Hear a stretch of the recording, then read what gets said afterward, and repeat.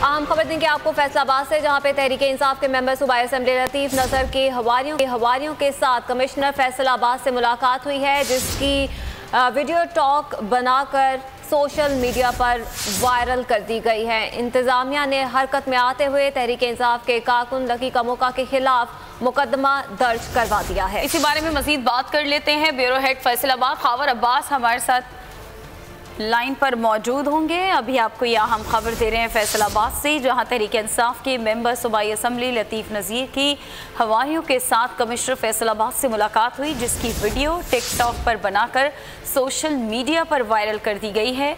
इंतजामिया ने हरकत में आते हुए तहरीक इंसाफ के कारकुन लकी कमोका के खिलाफ मुकदमा दर्ज करवा दिया है। इस हवाले से मजीद बात करेंगे और आपको बताएंगे कि इंतजामिया ने तहरीक इंसाफ के कारकुन लकी कमोका के खिलाफ अब तहरीक इंसाफ की जानिब से शिकायत भी दर्ज करवाई गई है। ये वीडियो है क्या, आपको ये दिखाते हैं।